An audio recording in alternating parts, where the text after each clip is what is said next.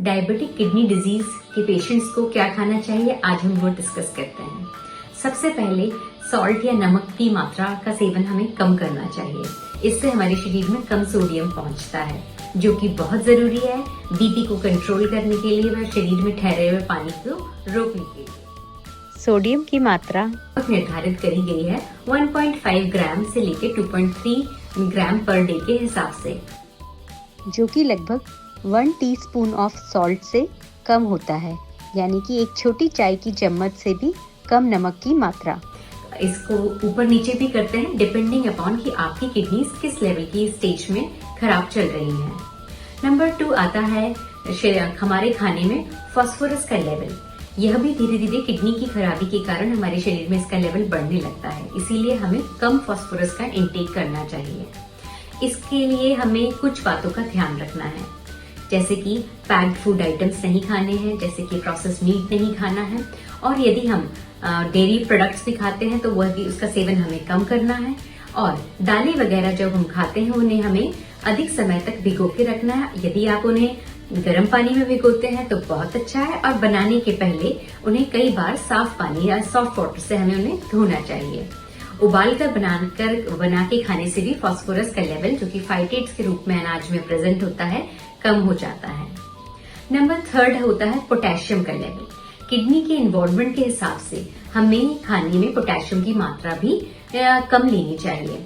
इसके लिए हमें हाई पोटेशियम वाले फूड जैसे कि ऑरेंजेस, टमेटोज, पोटैटोज आदि का सेवन कम करना चाहिए। अब सबसे इम्पोर्टेंट क्वेश्चन है कि प्रोटीन कितना खाएं, नहीं खाएं या कम खाएं। डेफिनेटली अगर डायबिटिक किडनी डिजीज या किसी भी किडनी के इन्वॉल्वमेंट वाली बीमारी में प्रोटीन के इंटेक को हमें कम करना चाहिए, किंतु बंद नहीं करना चाहिए, क्योंकि प्रोटीन हमारे शरीर की मेंटेनेंस व रिपेयर के लिए आवश्यक है।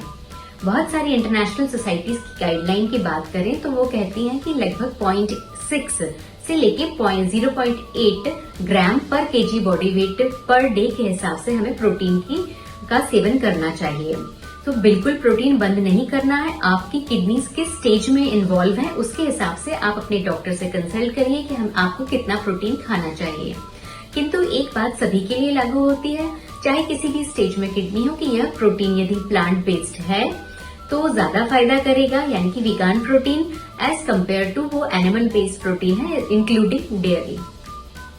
नेक्स्ट है कार्बोहाइड्रेट्स। हमें रिफाइंड कार्बोहाइड्रेट्स का सेवन नहीं करना है, यानी पैक्ड जूसेस, बिस्किट्स, कुकीज आदि का सेवन नहीं करना है।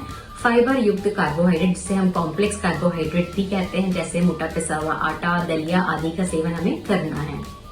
फैट की बात करें तो हमें हेल्दी फैट, जिसकी श्रेणी में पॉली अनसैचुरेटेड फैटी एसिड व मोनो अनसैचुरेटेड फैटी एसिड्स आते हैं, उसका सेवन हमें करना चाहिए, जो कि प्लांट बेस्ड होना चाहिए। इस तरीके से इन छोटी छोटी बातों का ध्यान रखकर और स्मोकिंग को पूरी तरह बंद करके या किसी भी प्रकार के टॉक्सिन्स जो किडनी को हार्म करते हैं उनके सेवन को बंद करके हम अपनी किडनीज को आगे प्रोग्रेशन, उनकी जो खराब होने की दर है उसको आगे बढ़ने से रोक सकते हैं। इसे हम मेडिकल न्यूट्रिशनल थेरेपी भी कहते हैं, जो साथ में मेडिकल थेरेपी के साथ में बहुत अच्छा रोल प्ले करती है आपकी किडनीज को बचाने में, आगे बढ़ने से, खराब होने से रोकने में। धन्यवाद।